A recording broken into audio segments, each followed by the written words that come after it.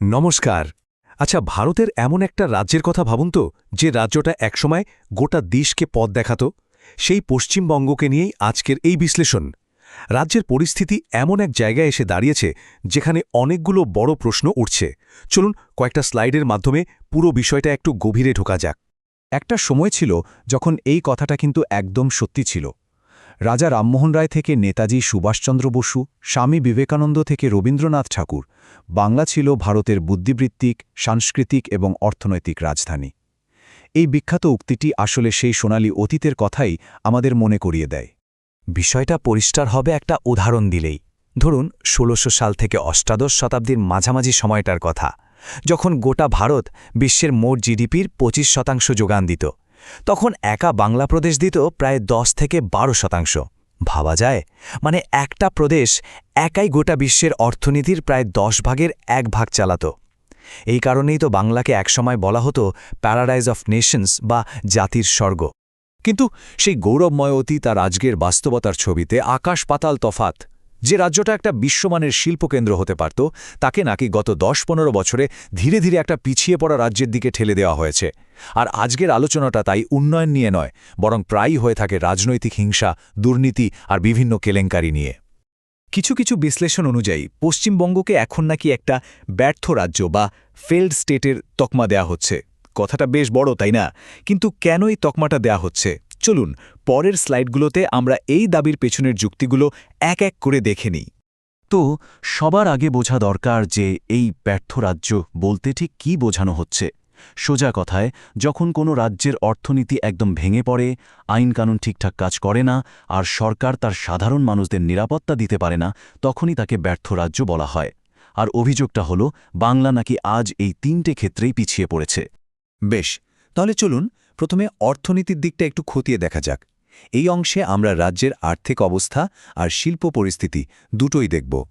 শুরুতেই একটা সংখ্যা বলি যে আপনাকে চমকে দিতে পারে। ৩৮%।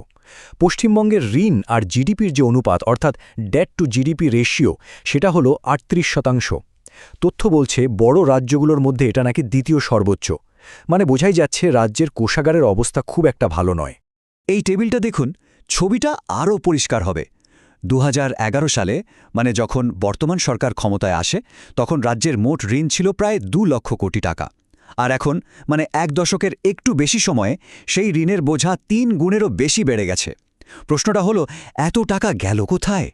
এই তথ্যটা কিন্তু বেশ চিন্তার। কর্পোরেট বিষয়ক মন্ত্রকে ডেটা বলছে ২০১১ সাল থেকে এই সেদিন পর্যন্ত প্রায় ৬,৮৮৮টা কোম্পানি পশ্চিমবঙ্গ থেকে তাদের রেজিস্টার্ড অফিস সরিয়ে নিয়েছে বা ঝাঁপ বন্ধ করে দিয়েছে। টাটা মোটরসের সিঙ্গুর থেকে চলে যাওয়াটা তো ছিল একটা বিরাট ধাক্কা। তারপর এক্সাইড, বাটা, আদিত্য বিড়লা গ্রুপের মতো বড় বড় নামও বাংলা ছেড়েছে। এর একটা বড় কারণ হিসেবে প্রায় যে অভিযোগটা ওঠে, সেটা হলো সিন্ডিকেট কালচার, যেখানে স্থানীয় প্রভাবশালীরা নাকি তোলাবাজি করে শিল্প গড়ার পথে বাধা তৈরি করে। এই সরাসরি প্রভাব পড়েছে রাজ্যের সাধারণ মানুষের আয়ের ওপর। দেখুন, মাথাপিছু আয়ের দিক থেকে বাংলা কিন্তু অন্য বড় রাজ্যগুলোর চেয়ে বেশ অনেকটাই পিছিয়ে। যেখানে গুজরাটের মাথাপিছু আয় প্রায় ২.৮ লক্ষ টাকা, সেখানে পশ্চিমবঙ্গের মাত্র ১.৬৩ লক্ষ। ভাবুন, এমনকি ওড়িশা বা রাজস্থানের মতো রাজ্য এখন বাংলাকে পেছনে ফেলে দিয়েছে।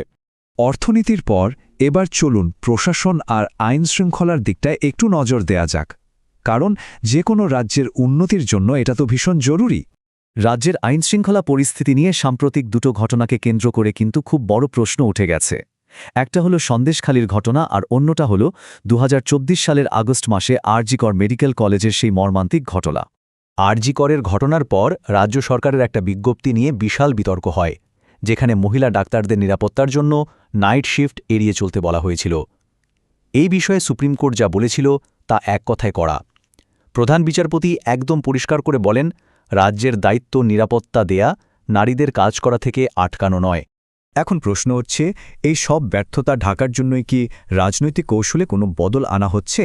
২০২৬ সালের নির্বাচনের আগে রাজ্যের রাজনীতিতে কি কোনো নতুন খেলা তৈরি হচ্ছে? চলুন এবার সেই দিকটা একটু বোঝার চেষ্টা করি। রাজ্যের রাজনৈতিক ছবিটা যে কতটা বদলে গেছে তা এই সংখ্যাগুলো দেখলেই বোঝা যায়। দেখুন, ২০১৬ সালে যেখানে বিজেপির ছিল মাত্র ৩টি আসন, সেখানে ২০২১-এ তারা ৭৭টা আসন জিতে রাজ্যের প্রধান বিরোধী শক্তি হয়ে ওঠে। তাদের ভোট শেয়ারও ১০% থেকে ১ লাফে বেড়ে ৩৮% পৌঁছে যায়। এই রাজনৈতিক বদলের চাপেই কি শাসক দল তাদের কৌশল বদলাতে বাধ্য হচ্ছে? কিছু বিশ্লেষণ বলছে মা মাটি মানুষের যে পুরনো স্লোগান সেখান থেকে সরে এসে এখন নাকি নরম হিন্দুত্ব বা মন্দিরের রাজনীতির উপর বেশি জোর দেওয়া হচ্ছে। আর এই নতুন কৌশলের ছাপ কিন্তু বেশ কিছু বড় বড় প্রকল্পে দেখা যাচ্ছে, যেমন পুরীর মন্দিরের আদলে দীঘায় জগন্নাথ মন্দির তৈরি, শিলিগুড়িতে ২১৬ ফুটের বিশাল মহাকাল মূর্তি বসানোর প্ল্যান, বা গঙ্গাসাগরে সেতু তৈরির প্রতিশ্রুতি।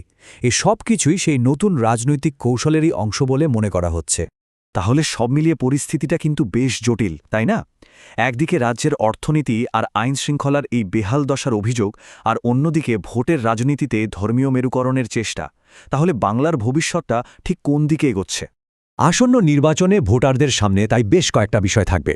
একদিকে বিরোধী দলগুলো উন্নয়ন, চাকরি আর আইনশৃঙ্খলার ব্যর্থতার কথা বলবে, অন্যদিকে শাসক দল তাদের বিভিন্ন জনকল্যাণমূলক প্রকল্প আর পরিচয়ের রাজনীতির ওপর ভরসা রাখবে। দিনের শেষে সিদ্ধান্তটা তো ভোটারদেরই নিতে হবে। আর এখানেই আজকের আলোচনার মূল প্রশ্নটা এসে দাঁড়ায়।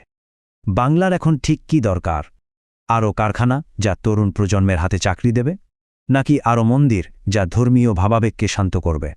এই কারণেই ২০২৬ সালের নির্বাচনটাকে আর শুধু একটা সাধারণ ভোট হিসেবে দেখা হচ্ছে না, এটাকে বাংলার ভবিষ্যৎ কোন দিকে যাবে সেই পথ ঠিক করে দেওয়ার একটা মিশন হিসেবেই দেখা হচ্ছে। এই ভোটের ফলাফলই ঠিক করে দেবে আগামী দিনে বাংলা কোন পথে হাঁটবে। তাই এই পুরো বিশ্লেষণ শেষে একটা বড় প্রশ্ন কিন্তু থেকেই যাচ্ছে। আগামী দিনে পশ্চিমবঙ্গ কি ধর্মের রাজনীতিতেই জড়িয়ে থাকবে, নাকি তার সেই হারানো শিল্প সংস্কৃতির গৌরব পুনরুদ্ধারের জন্য লড়াই করবে? এর উত্তর তো সময়ই দেবে, কিন্তু ভাবার সময় কিন্তু এখনই।